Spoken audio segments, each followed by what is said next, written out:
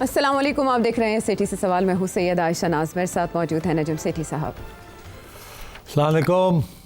हस्बे मामूल मेन्यू में हमारे पास चटपटी खबरें भी हैं और कुछ नमकीन भी हैं, मसालेदार भी हैं। आप क्या पसंद करेंगे सबसे? मुझे तो जुगनू को चटपटी खबरें पसंद है, मुझे नमकीन खबरें पसंद है। आपको क्या पसंद है? इस वक्त मेरे सामने आप बैठे हैं तो मुझे चटपटी।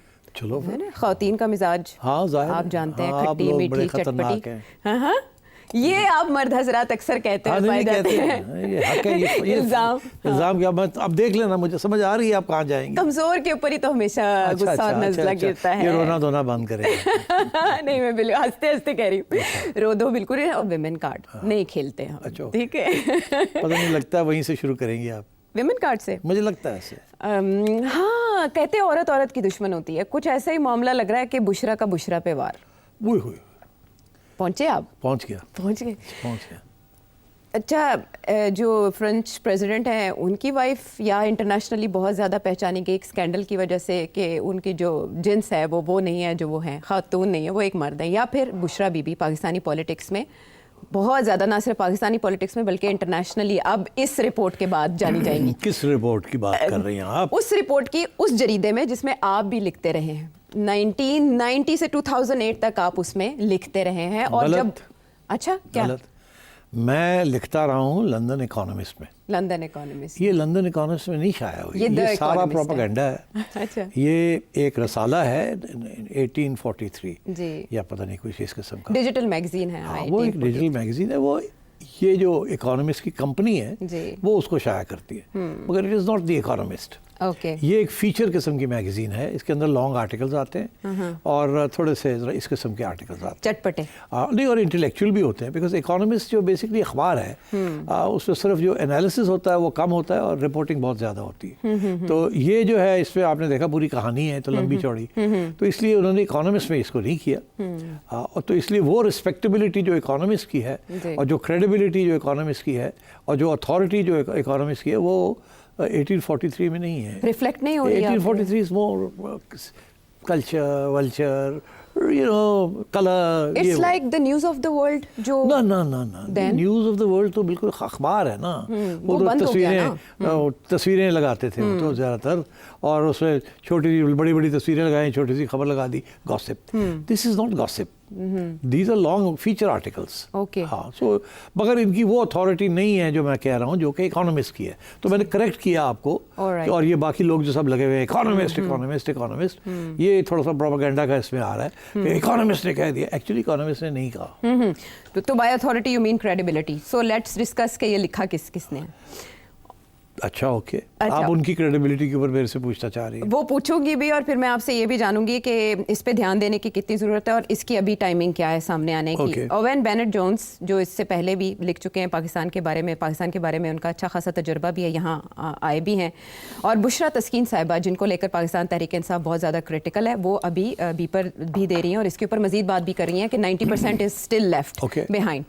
अच्छा, इसका नाम the mystic, the cricketer and the spy, Pakistan games of thrones. बहुत इंटरेस्टिंग टाइटल, जिसके बाद जो अंदर लिस्ट है वो ऐसी ऐसी चीज़ों के गिर्द घूमती है जो इमरान खान साहब से मुतालिक कम और बुशरा बीबी से रिलेटेड ज़्यादा है। इसका कंटेंट कमोबेश वो सब बातें बताता है जो इससे पहले पाकिस्तान की हिस्ट्री में अभी। यही मैं कहने वाला था, इसमें कोई ऐसी बात मुझे तो नहीं नज़र आई जो मुझे यहाँ पहले पता नहीं थी या यहाँ गॉसिप नहीं हो रही थी। और खान साहब के बारे में, बुशरा बीबी के बारे में बहुत सी बातें चलती हैं ना यहाँ। बिल्कुल। तो ये इनमें कोई मुझे ऐसी कोई नई चीज़ नज़र नहीं आई। अच्छा, हाँ, तो इसलिए मेरा ख्याल है आई डोंट वांट, मैं ये नहीं जाना चाहूँगा कि उन्होंने क्या कहा और क्या नहीं कहा। वो आप छोड़ दें उस चीज़ को।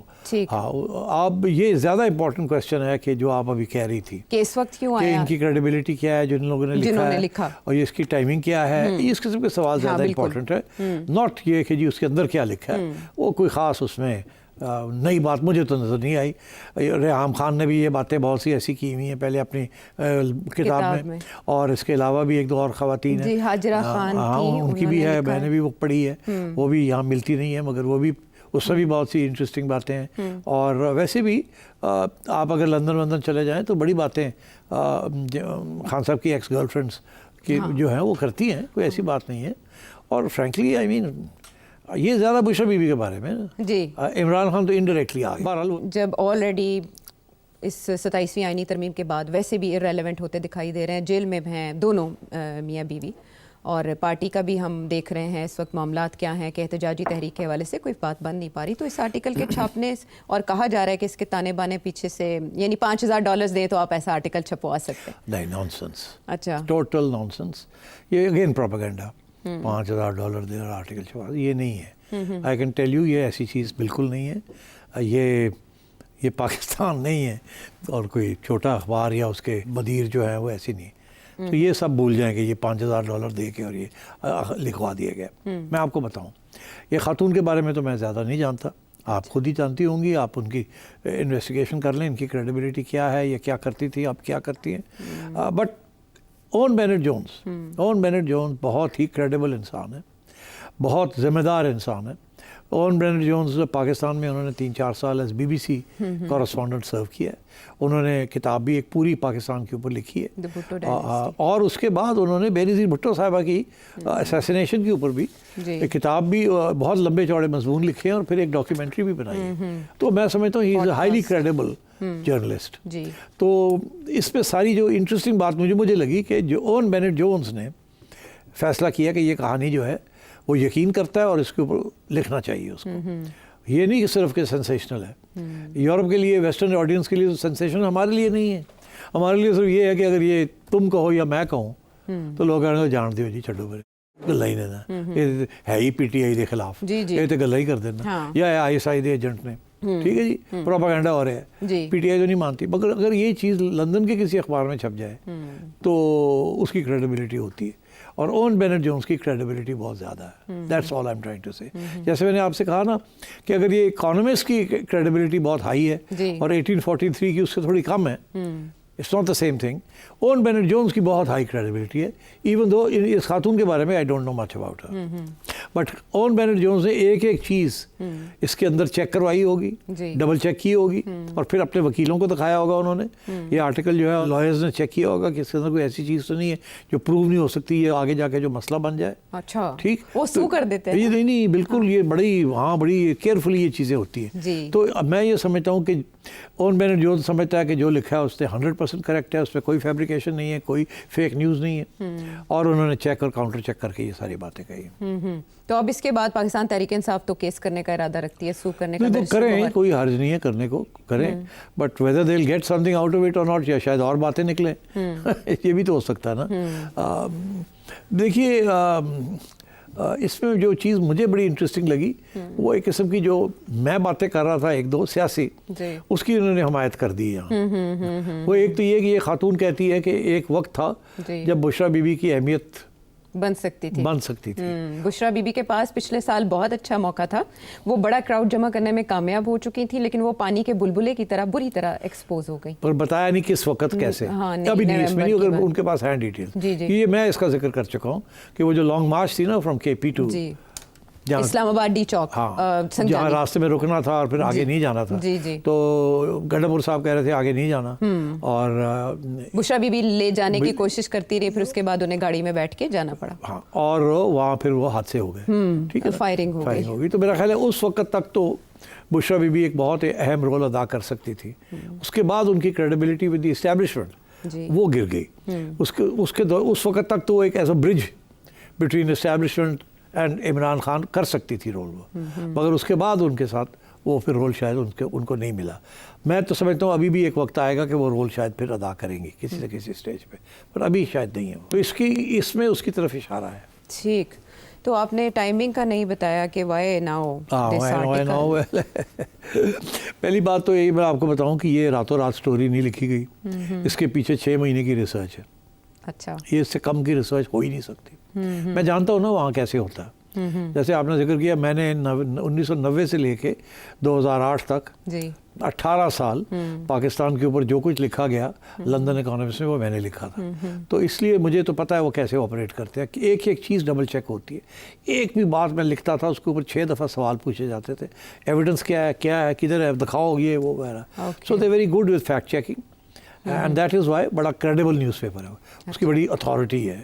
अच्छा, तो फिर ये वकीलों ने इसको देखा है, कि ये भी एंगल आ सकता है, ये भी आ सकता है। और फिर मैं सुना है कि ये खातून कह रही हैं कि अभी तो 10% बात निकली है, अब बाकी बातें तो बातें बहुत है। तो इसका ये मतलब है कि फिर अदालत में अगर ये लेके जाते हैं तो 90% भी बातें निकल आएंगी फिर, ठीक है ना। हाँ। तो फिर ये सोचना पड़ेगा इनको कि ये करना कि नहीं करना।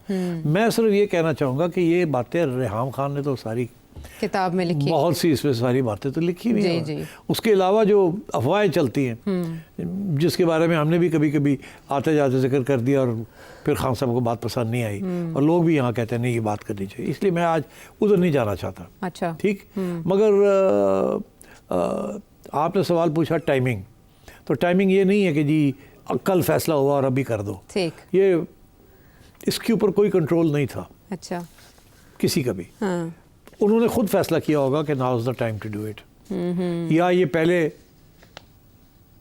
तैयारी होगी अब तैयार होगी कहानी तो उन्हें सोचा होगा निकाल दें। मगर इसका जो इम्पैक्ट हुआ है, मैं कंस्पिरेसी थ्योरी में नहीं जा रहा, इसको ओवन बेनेट जोन्स किसी कंस्पिरेसी थ्योरी का हिस्सा नहीं बनेगा। अच्छा, मैं जानता हूँ उसको।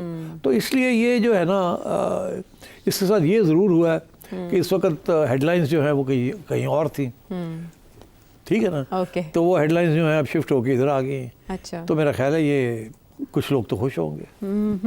ठीक, यानी चले ठीक है, इससे हम समझ लेते हैं। मेरा ख्याल है आजकल बात समझने की होती है। हाँ, इशारों में। हाँ, ठीक। अब जब इमरान फाइल्स की बात हो गई, इससे पहले भी बहुत दफ़ा इनकी इस तरह की कहानियाँ आती रही हैं, इसको एक सीक्वेंस समझ लेते हैं। एप्स्टीन फाइल्स जो समझें कि एक कंपटी पे रखी हुई गन की तरह है फॉर प्रेसिडेंट ट्रम्प। हाँ। वहाँ वक्तन फ़वक्तन इनकी फ़ाइल्स को रिलीज़ करने या उसका कुछ हिस्सा रिलीज़ करने की खबरें आती रहती हैं और लेटेस्ट जो आई हैं उसमें उनका ताल्लुक़ इमरान खान से जोड़ा जा रहा है कि उनका नाम है एप्स्टीन फाइल्स। कौन कहता है? ये पाकिस्तान के कुछ वेबसाइट्स क्या बाकायदा थंबनेल कोई एविडेंस है? जी, तस्वीर चली हैं 2 गिज़लेन मैक्सवेल जो एप्स्टीन की शरीके जुर्म भी समझ लें, उससे पहले उनकी गर्लफ्रेंड थी, लेकिन उनकी तस्वीर अयाम शबाब में इमरान खान साहब के साथ हैं। ये आप देख सकते हैं। मैं देख रहा हूँ, मगर ये देखिए 2 बातें यहाँ। इमरान खान की ये गर्लफ्रेंड कभी भी नहीं थी। अच्छा, ये मैं काफ़ी कॉन्फिडेंस के साथ कह सकता हूँ। हो सकता है मे बी रॉन्ग, बट मेरा नहीं ख्याल। अलबत्ता इमरान खान की दर्जनों गर्लफ्रेंड्स थी, उनमें इनका नाम कभी सुनने में नहीं आया। मैंने नहीं सुना था। इनकी कुछ गर्लफ्रेंड्स को मैं खुद जाती तौर पे भी जानता हूँ, और जब ये अपनी गर्लफ्रेंड्स के साथ घूमते थे तो कभी कभी हमारे यहाँ भी गरीब खाने में ले आते थे उनको। अच्छा। तो ऐसी कोई बात नहीं है। खान साहब को एप्स्टीन के साथ तल्लुकात करने की कोई ज़रूरत, वो क्या मुहावरा है पंजाबी का कि गुड़ पे मंडलाती हैं, अंदलाती हैं। हाँ। तो वो खान साहब को तो इस किस्म की इशू कभी भी नहीं था, बाहर हमेशा थी। और वाक़ा वो अमेरिका में थे, यूके में थे, या जहाँ पाकिस्तान भी आए, और before he got married he enjoyed the good things in life and there was never any shortage. तो इसलिए खान साहब को लिंक करना विद एप्स्टीन इज़ नॉनसेंस। दूसरी बात ये है कि 90 की दिहाई में एप्स्टीन साहब जो है वो एक्टिव हुए, और अब तो पूरी एविडेंस मिल गई है कि ये मोसाद का एक पूरा सोचा समझा प्लान था, बड़े बड़े इंपॉर्टेंट पावरफुल लोगों को घेरने का और ब्लैकमेल करने का when the right time comes. ये तो अब एविडेंस इस्टेब्लिश हो गई है। एंड तो खान साहब 90 की दिहाई में he was just a cricket player, और उसके बाद जब वो सियासत में भी उन्होंने फैसला किया कि आना है तो ही नेवर गॉट एनीवेयर, बेचारों को सीट भी नहीं मिलती थी। और 2002 तक तो वो मुशर्रफ ने एक सीट लेके दी थी। तो इसलिए, और 2010-12 तक तो खान साहब was nowhere on the scene. हर इलेक्शन में इन्होंने हिस्सा लेने की कोशिश की एक्सेप्ट फॉर 1, और इनको कोई जीते बीते कोई नहीं। तो इसलिए I don't think he was a target, but also he was happily married to Jemima during much of that time. और उसके बाद जैसे ही जमाइमा घर चली जाती हैं तो रेहाम खान के साथ हो गए, और वो फिर जब हो गई तो बुशरा बीवी आ गई, तो खान साहब, और इन बिटवीन तो खैर आप सुनते ही रहते हैं टेप मैसेजेस इधर उधर, वो अपने कार्रवाई जारी रखी उन्होंने। तो आई डोंट थिंक कोई लिंक है विद एप्स्टीन। तो ये बिल्कुल कोशिश जो की जा रही है ये बिल्कुल नामुनासिर है, गलत लिंक करने की कोशिश की जा रही है, और काइंड ऑफ प्रोपेगेंडा है कि किसी तरह इमरान खान साहब को भी उसी लिस्ट में शुमार किया जाए जिसमें इस वक्त बड़े बड़े नाम आ रहे हैं। 20,000 के करीब पेजेस न्यू रिलीज़ किए गए हैं, जिसमें पाकिस्तान के हवाले से जिसको जो मिल रहा है सिर्फ नाम की हद तक ही उसको वायरल करने का सिलसिला जारी है। और भी बहुत से अहम मामला, अहम खबरों पर सिटी साहब का तज्जिया एक ब्रेक के बाद।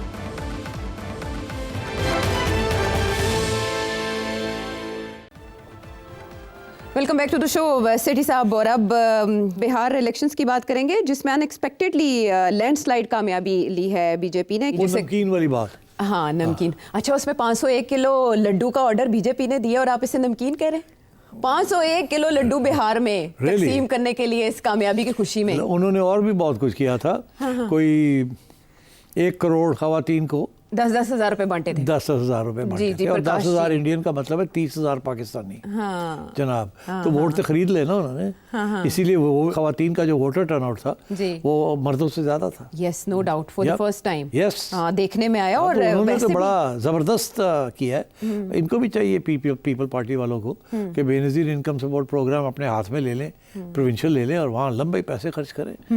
मगर इसी उनको फर्क नहीं पड़ता ना जी। उनको तो वोट पंजाब में चाहिए। पंजाब में मरियम लेके बैठी है, वो भी खवातीन को काफी, और वो कर रही है और वो करेगी आगे। हाँ हाँ, चले, इसमें तो औरत फैक्टर भी काम किया, जैसे और यूथ फैक्टर है। यूथ फैक्टर भी है, यूथ फैक्टर भी। ममदानी की जीत में, ज़ोहरान ममदानी की जीत में यूथ फैक्टर, इसमें भी ममदानी की जीत के अंदर 2 फैक्टर्स थे जी, यूथ फैक्टर और इकोनॉमिक फैक्टर। उन्होंने अपनी लोकल गवर्नमेंट और लोकल टैक्सेस और लोकल महंगाई और ये चीज़ों की बात की थी ना, और हाउसिंग और ये हेल्थ और ये सारी बातें की, ट्रांसपोर्ट। तो इन्होंने भी बड़ी इंटरेस्टिंग डेवलपमेंट की कि पहली दफ़ा इशू बेस्ड इलेक्शन बनाया उसको। इन्होंने वहाँ महंगाई की बात की, इन्होंने ये पैसे वैसे बांटे, इन्होंने जो लोअर कास्ट के लिए फैसिलिटीज़ क्रिएट की और इकोनॉमिक रिफॉर्म्स की बात की जिसकी बेहतरी जो है वो आम आवाम के लिए। तो इन्होंने इकोनॉमिक एजेंडा लिया। कांग्रेस ने डेमोक्रेसी और कॉन्स्टिट्यूशन का एजेंडा लिया कि ये फाशिस्ट हैं, ये डेमोक्रेसी को नहीं चाहते, इलेक्शन कमीशन इन्होंने ये कर दी वो कर दी, और वही हुआ कि डेमोक्रेसी का स्लोगन नहीं चला जी। अब दुनिया के अंदर कहीं भी डेमोक्रेसी का स्लोगन उस तरीके से नहीं चलता जैसे पुराने ज़माने में चलता था। ठीक, पाकिस्तान में भी नहीं चल रहा, और अब पाकिस्तान में भी नहीं चल रहा। हमने देख ही लिया ना कि क्या हुआ है। और लोग जो हैं वो कह रहे हैं रोटी पानी की गल करो, इवन इन एडवांस कंट्रीज रोटी पानी की बात करें। तो ये जो है ना, बीजेपी ने बहुत सोच के साथ अपना एजेंडा सारा शिफ्ट कर दिया। हिंदुत्व के ऊपर भी उन्होंने इस दफ़ा जोर नहीं डाला।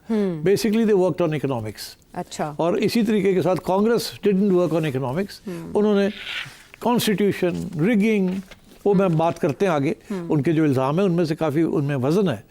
ये नहीं कि वज़न नहीं है। अच्छा। मगर जमहूरियत का जो स्लोगन है वो नहीं चला, इंडिया में भी नहीं चला, इन बिहार। राइट, ठीक। तो अब अभी एक बड़ी इंटरेस्टिंग डेवलपमेंट हुई है। मैं आपको पता, मैंने पूरा एक प्रोग्राम किया था इस पर।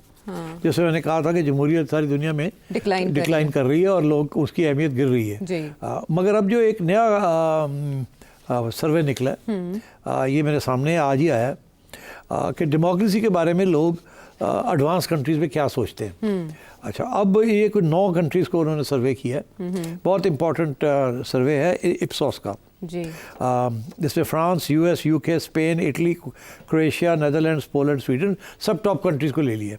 अब मैं आपको एक एक में बताता हूँ कि इन मुल्क के अंदर कितने लोग जमहूरियत के साथ खुश हैं या एतमाद रखते हैं उसके अंदर, और कितने लोग जो हैं अब जमहूरियत से दूर हो रहे हैं और एतमाद खो बैठे हैं। फ्रांस के अंदर 60% लोग जमहूरियत में कॉन्फिडेंस खो बैठे हैं। सिर्फ 19% को है अभी भी कॉन्फिडेंस। तो आप सोचिए, 10 साल पहले उल्टा था जी। अब बिल्कुल 10 साल में डिसइल्यूजनमेंट। यूएस में 53% जो है वो खुश नहीं है जमहूरियत से, वो समझते हैं जमहूरियत गिर रही है, और 20% है जो समझते हैं नहीं ठीक है जमहूरियत जी। इसी तरह यूके के अंदर 51% मेजॉरिटी जो वो समझते हैं जमहूरियत फारग है, असि जमहूरियत वास्ते वोट नहीं, साडा वोट नहीं है। इसीलिए स्पेन 51% खिलाफ, इटली जो है सिर्फ 26% उसके हक में, बाकी सब खिलाफ। नेदरलैंड्स के अंदर 36% उसके हक में। कुछ लोग कहते हैं वी डोंट नो, यहाँ ठीक है नहीं, मगर इससे ज़्यादा जो है वो कम है, जमहूरियत नाइदर है नो देयर। पोलैंड, स्वीडन में 65% लोग अभी भी, ये एक मुल्क है सिर्फ जहाँ अभी भी वो समझते हैं कि जमहूरियत जो है इट्स इम्पोर्टेंट, क्योंकि वहाँ चल रही है, वहाँ लोकल गवर्नमेंट चल रही है, वहाँ करप्शन नहीं है, वहाँ डिलीवरी हो रही है, वेलफेयर स्टेट है। Well done. तो ये सबक सीखना चाहिए ना सबको। नरेंद्र मोदी ने सीख लिया है कि भाई हिंदुत्व ज़्यादा वोट सी ना, वो हो गया। वो फारग है हूँ, बस जो करना सी कर लिया, ठीक। इसीलिए इस दफ़ा जो बम फटे उन्होंने पाकिस्तान का नाम नहीं लिया, उसके और भी इम्प्लीकेशन है, मगर ये भी है कि यार ऐसा उनका खास है माइलेज कोई नहीं इधर, ठीक है ना। तो अब वो माइलेज निकाली उन्होंने इकोनॉमिक्स के ऊपर, तो अब इसी बेसिस के ऊपर वो अब अपनी आगे की जो उसके जो रह गए हैं, he will build his political base on the basis of economic reforms. तो यूपी और आसाम और उधर मगरबी बंगाल में अब वो ज़्यादा एग्रेसिवली जाएंगे और क्या वहाँ पे ये बिल्कुल वहाँ भी इकोनॉमिक एजेंडा लेके जाएंगे। वो देखेंगे कौन सी क्लासेस जो हैं उनको तकलीफ है, कोई ना कोई उनके लिए कुछ करने की वादे करेंगे। यार वादे करने में तो कोई हर्ज नहीं है ना, हाँ, ख्वाब दिखाने में तो कोई हर्ज नहीं है। लेकिन इन्होंने जो वहाँ के लोकल रहनुमा को अपने साथ मिलाया, जो मकामी नब्ज़ से आगाह थे, ये कितना बड़ा कार्ड ये होता है, बिकॉज इसी उसके बगैर मेजॉरिटी नहीं मिलती। ये जो इतनी बड़ी जो रियासतें होती हैं, स्टेट्स होती हैं, काफ़ी स्प्लिंटरिज्म होती है, वहाँ कास्ट का सिस्टम है, लेफ़्ट है, राइट है, इस किस्म की चीज़ें हैं। पाकिस्तान जैसी जगह नहीं है वो, सो वहाँ मुख्तलिफ़ किस्म की आइडियोलॉजीज़ भी चलती रही हैं। फिर कास्ट सिस्टम और लोअर कास्ट का बहुत बड़ा, जिसे शेड्यूल्ड कास्ट कहते हैं, ये बहुत वजन है इन चीज़ों का। और फिर कई नेशनलिज्म भी बड़ी है। बंगाल में for example the likelihood is कि बंगाल में वो बंगाली पार्टी के लिए करेंगे रादर देन, ठीक। तो आई थिंक हर जगह पे फ़र्क है, but I think the economic agenda will be prominent now, सबसे आगे यही करेंगे। ठीक है। अब इस जीत के बारे में सर्वेस तो ऐसे नहीं थे, और हम भी शो में बहुत दफ़ा बात कर चुके थे कि मई के बाद और स्पेशली जो टैरिफ की बम्बार्डमेंट हुई है उसके बाद नरेंद्र मोदी की मकबूलियत पे काफ़ी फ़र्क पड़ा, और वो वैसे मकबूल नहीं रहे, तो बिहार के इंतखाबात के लिए उन्हें कोई एडवेंचर करना पड़ सकता है या फॉल्स फ्लैग करना पड़ सकता है। तो वो ऑपरेशन सिंदूर जो वो जारी रखे हुए थे और कह रहे थे उस पर पॉज है, इस कामयाबी के बाद वो पॉज कहीं हटा तो नहीं देंगे और पाकिस्तान के बारे में उनकी पॉलिसी चेंज हो सकती है इसके बाद? नहीं, मैं नहीं समझता कोई ख़ास चेंज होगी, बस वो थोड़ा लोग ही रखेंगे कि उन्हें पता है समदूर 2 तो होना नहीं है उसको, और इसीलिए इस दफ़ा पाकिस्तान का नाम नहीं लिया उन्होंने। तो अगर ले लेते तो फिर कुछ करना पड़ता। हाँ। तो इसलिए उन्होंने इशारा यही किया कि टेररिज्म है, मगर ये नहीं कहा कि पाकिस्तान। द मिनट अब वो पाकिस्तान कहेंगे तो फिर ये तवक्को की जाएगी, चलो फिर करो, कुछ करके दिखाओ। तो इसीलिए वो अब इधर आएंगे नहीं। तो ये अच्छी बात है कि दे रियलाइज दिस कि ये एस्केलेटरी लड़ेंगे, लड़ाई होगी तो हम भी करेंगे कुछ, तो फिर वो करेंगे, फिर हम करेंगे, तो कहीं और पहुंच जाएंगे। हाँ। मशरूम क्लाउड की तरफ पहुंचेंगे हम। अच्छा, तो इसलिए मगर ये इसमें जो इल्ज़ाम लगे हैं उनके ऊपर बड़े इंपॉर्टेंट है। हाँ। ये मुझे पाकिस्तान याद आ रहा है, रिगिंग के ना। हाँ, ये इंडिया में आमतौर पर ऐसे इल्ज़ाम नहीं लगते थे। सबसे पहले तो ये कहा जाता था कि इंडिया की election commission is an exemplary या एग्जाम्पलरी, आज़ाद है।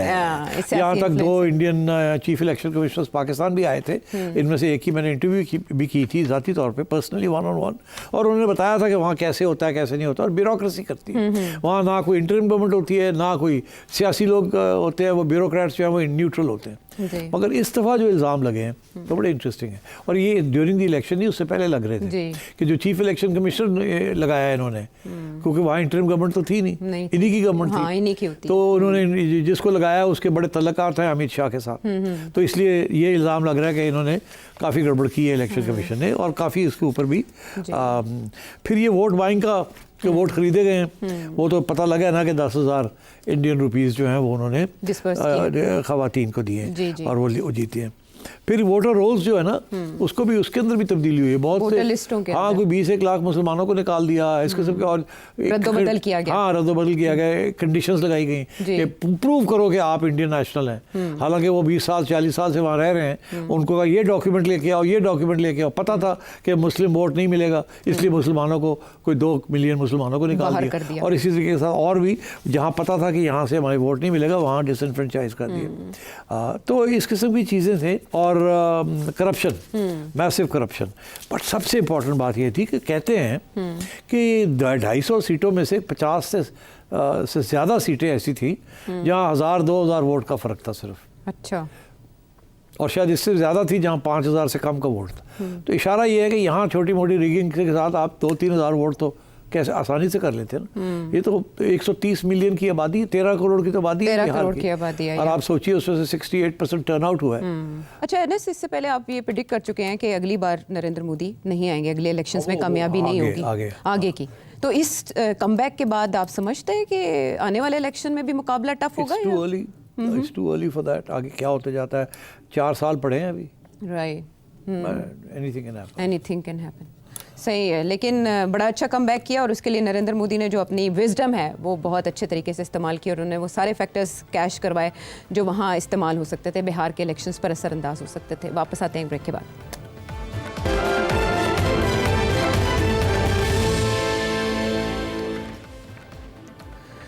Welcome back to the show. और अब झुरमट है बहुत से सवालों का, जिनमें से सरफहरिस्त होंगे ज़ीशान मुत्तहिदा अरब अमारात से। मैंने ऑब्जर्व किया है कि गल्फ कंट्रीज जितने भी हैं वो अपनी इकोनॉमी को कैशलेस इसको कन्वर्ट कर रहे हैं। इवन आप एक ब्रेड से बड़ी मशीन तक जो भी पेमेंट है वो थ्रू ऑनलाइन या थ्रू क्रेडिट कार्ड या डेबिट कार्ड आप कर सकते हैं। तो पाकिस्तान में ये चीज अभी तक क्यों डिस्करेज की जा रही है? हम देखते हैं कि एक रेडी वाले से लेके एक बड़े मार्ट तक एक्सेप्शन छोड़ के बाकी सब लोग जो है अभी भी कैश पे काम करना चाह रहे हैं। क्या आपको लगता है कि ये गवर्नमेंट डेलिबरेटली ये काम कर रही है ताकि बहुत से जो लोग हैं उनके टैक्सेस को छुपाया जा सके? और ये कितना फायदा है अगर हम लोग अपना जितना पैसा कंट्री में है वो बैंक्स में रखें और जो कंट्री है वो उसको यूज कर सके और हमें बाहर से डॉलर्स और ये चीजें लेने की जरूरत ना पड़े? भाई साहब, आप दो मुख्तलिफ बातें कर रहे हैं और एक दूसरे के खिलाफ है वो दोनों बातें। एक तरफ आप कह रहे हैं कि गवर्नमेंट डिस्करेज कर रही है, दूसरी तरफ आप कह रहे हैं कि लोग नहीं क्रेडिट कार्ड इस्तेमाल करना चाहते। देखिए, गवर्नमेंट तो इनकरेज कर रही है। गवर्नमेंट तो यहाँ की भी ये जो सारा FBR जो लगा हुआ है वो कहता है बैंकिंग ट्रांजैक्शंस का मतलब ही है। वो तो कैश विड्रॉल्स जो हैं उसके ऊपर भी वो टैक्स लगाना चाहते हैं ताकि आप कैश विड्रॉ करके ना खर्च करें, आप क्रेडिट कार्ड के ज़रिए करें या इलेक्ट्रॉनिक करें ताकि रिकॉर्ड रह जाए।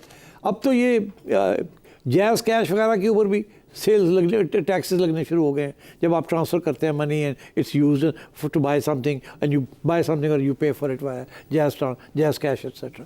तो गवर्नमेंट तो पूरे दिल से लगी हुई है कि यार कैश इकॉनमी ख़त्म हो, मगर हम नहीं चाहते कैश इकॉनमी ख़त्म हो। बिकॉज कैश इकॉनमी जो होती है वो ब्लैक मनी पे चलती है या उस पैसे पे चलती है जिसके ऊपर टैक्स नहीं लगा होता। लोग टैक्स छुपा के, टैक्स नहीं देना, इनकम करते हैं, फिर वो खर्च करते हैं और उसका कोई रिकॉर्ड कोई नहीं है। जब आप इलेक्ट्रॉनिक करेंगे तो रिकॉर्ड आ जाएगा। फिर आपसे ये पूछा जा सकता है कि आपने 10 लाख रुपया इस साल खर्च किया, आपकी आमदन तो 2 लाख थी, तो ये 8 लाख कहाँ से आया? तो रिकॉर्ड आ जाता ना। इसलिए ये पाकिस्तान की सबसे बड़ी, और इंडिया और इस किस्म के जो मुल्क हैं वहाँ सबसे बड़ा प्रॉब्लम ये है कि कैश इकॉनमीज़ हैं और रेजिस्टेंस आवाम से आ रही है, पब्लिक से आ रही है, और वो उन लोगों से आ रही है जो टैक्स नहीं देना चाहते या देते नहीं हैं। सो आई थिंक ये थोड़ा सा आपने रुख को सही कर लें। गवर्नमेंट चाहती है कि कैश इकॉनमी ना हो, और UK में और यूरोप में वहाँ उन्होंने तो 80% 90% कैश इकॉनमी ख़त्म कर दी। अब UK में फॉर एग्ज़ाम्पल वो कहते हैं आपने अगर बैंक से पैसे विड्रॉ करने हैं तो वो भी 500 पाउंड से ऊपर अगर आप जाके वहाँ से विड्रॉ करते हैं अपने अकाउंट से तो वो 4 सवाल पूछते हैं। या आप जाके वहाँ डिपॉजिट करना चाहते हैं, अगर आप कारोबारी लोग हैं तो फिर वो आपके बिज़नेस अकाउंट में तो वो चली जाएगी, मगर पर्सनल अकाउंट में अगर आप कोई पैसे डिपॉजिट करेंगे वो पूछते हैं ये कहाँ से आए हैं पैसे ये। तो वहाँ तो ऑलरेडी बड़ी सही जा रहे हैं। दुबई में भी यही है, वो चाहते हैं कि कैश इकॉनमी जो है वो ख़त्म हो। मगर दुबई में एक बड़ी इंटरेस्टिंग चीज़ है ना, वहाँ इनकम टैक्स नहीं है, वहाँ एक सिर्फ 5% GST लगा हुआ है, वो भी अब लगा है। तो वहाँ कैश हो या क्रेडिट कार्ड हो, इट डजंट मैटर, बिकॉज़ वहाँ कोई छुपाने वाली इशू नहीं है। भाई हाँ, तो हमारे यहाँ है छुपाने वाली बात।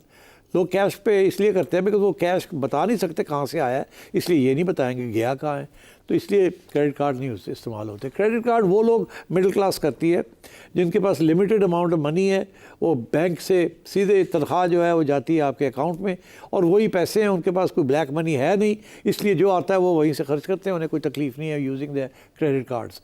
मगर जो लोग इलीगल मनी अर्न कर रहे हैं वो क्रेडिट कार्ड नहीं इस्तेमाल करेंगे। क्रेडिट कार्ड करेंगे तो पकड़े जाएंगे, वो पूछा जाएगा ये कहाँ से आए पैसे, बैंक में डालेंगे तो वो पूछा जाएगा कहाँ से आए। This is the problem. एक चीज़ के ऊपर ज़रूर है जिसके ऊपर मैंने बहुत दफ़ा बात की है कि ये गवर्नमेंट या ये गवर्नमेंट हो या कोई और भी गवर्नमेंट हो, पहले वाली आज वाली, ये क्यों 5000 के नोट के ऊपर क्यों नहीं उसको ख़त्म करते?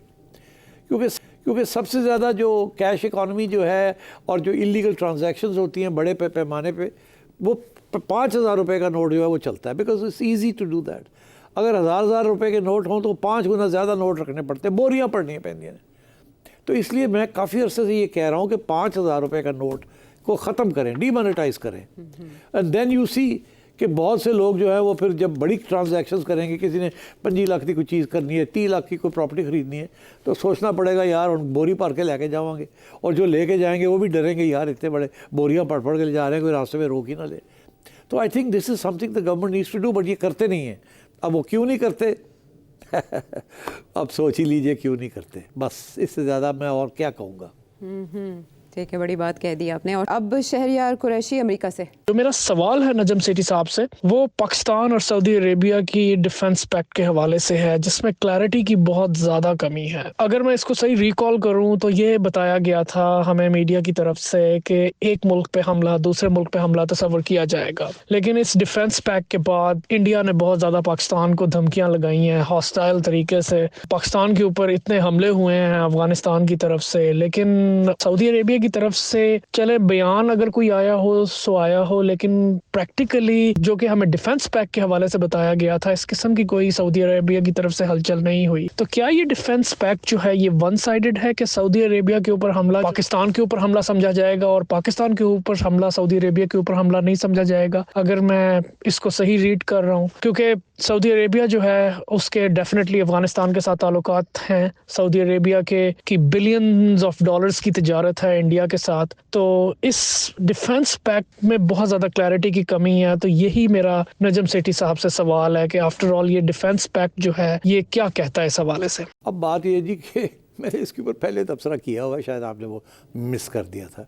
मैंने कहा था इसको डिलिबरेटली इसके क्लैरिफिकेशन नहीं है और नहीं दी गई और नहीं दी जाएगी। वो इसी वजह से जो वजह आपने पॉइंट आउट की है कि अगर हमारे ऊपर हमला होता है और इंडिया करता है तो सऊदी अरेबिया क्या करेगा, और अगर सऊदी अरेबिया के ऊपर हमला होता है तो हम क्या करेंगे। इसको डिलिबरेटली एम्बिगुअस वेक छोड़ दिया गया है, ये नहीं आपको बताया जाएगा। उसकी वजह यह है कि ये लेवरेज रखना चाहते हैं दोनों मुल्क, और उसके ऑब्वियस रीजंस हैं। सऊदी अरेबिया के ह्यूज इन्वेस्टमेंट्स हैं इंडिया में। पाकिस्तान अगर कोई ऐसी चीज़ वहाँ होती है, इसराइल का कुछ हो जाता है, तो क्या पाकिस्तान अमेरिकन जहाज़ जो सऊदी अरेबिया के पास है हमारे पायलट जाके करेंगे वहाँ? नहीं। तो I think this is a psychological thing. इसीलिए तो इस साइकोलॉजिकल चीज़ के अंदर दो चीज़ें हुई हैं। एक, ईरान ने भी एक स्टेटमेंट आ गया कि जी सऊदी अरेबिया पाकिस्तान के पैक्ट के अंदर हमें भी शामिल किया जाए वो सारा इशू ईरान और सऊदी अरेबिया का था, वो आपस में नहीं थी, वहाँ लड़ाई झगड़े थे। इसका क्लियरली मतलब है कि सऊदी अरेबिया को और ईरान को एक दूसरे से तो थ्रेट नहीं है। तो सऊदी अरेबिया को थ्रेट कहाँ से है? और ये हुआ उस वक़्त जबकि इसराइल ने कतर के अंदर जो हरकत की, इसराइल की सरत फ़िक्र है, और इसीलिए ये फ़िक्र था कि अगर इसराइल कुछ करता है तो फिर हम क्या करेंगे, क्योंकि हम तो टोटली डिपेंडेंट हैं ऑन अमेरिका। तो फिर सऊदी अरेबिया ने क्या किया? सऊदी अरेबिया ने एक तो पाकिस्तान के साथ ये कर लिया है टू टेल द इजराइलीज़ कि अगर हमारे पे हमला होता तो पाकिस्तानी जो है ना, they'll help us, and they have nuclear weapons also and they know how to fly these planes and we may be able to bring them into it as well. This is leveraging against Israel. दूसरा ये America को भी, और फिर साथ ही साथ Saudi Arabia ने America को कहा कि हमारी एक डिफेंस एग्रीमेंट थी, उसको रिव्यू किया जाए और उसको फिर अपडेट किया जाए। तो वो अमेरिका के साथ भी इसी किस्म की एग्रीमेंट कर रहे हैं। सो हमें तो फ़ायदा है इसका। अब वो सऊदी अरेबिया हमारी हेल्प क्या करेगा? वो हमारी हेल्प यही करेगा कि इंडिया को ना करो, रोकने की कोशिश करेगा, पीस करेगा, और हमें पैसे वैसे दे देगा। अगर कोई ब्लॉकेड होगी या कोई सैंक्शन लगेंगे तो वो हमारी हेल्प करेगा। I think that's a sort of thing. But ये आप तवक्को ना करेंगे आपको ये बताया जाएगा। इसकी वैल्यू इसी चीज़ में है कि इसके डिटेल्स बाहर ना आए। ठीक है, दिस इज़ द कैच। बहरहाल उनका विज़िट अगले हफ्ते जिसको कंफर्म कर चुके हैं प्रेसिडेंट ट्रंप, बड़ा इंटरेस्टिंग होगा और उसमें बड़ी बड़ी पेशरफ सामने आ सकती है। इसके अलावा प्रोग्राम का वक्त ख़त्म कर गुजार रहे हैं हम हाजी रियासत साहब गुजरांवाला से, डॉक्टर काशिफ सरगोधा से, ज़िशान मुत्तहिदा अरब अमारात आपका सवाल हमने शामिल कर लिया, अशरफ रनाला खुर्द से, और हिरा लाहौर से। आपका सवाल भी बहुत इंटरेस्टिंग है, लेकिन ज़ाहिर है वक्त है ख़त्म। अगले प्रोग्राम में ज़रूर शामिल करेंगे। इजाज़त दें।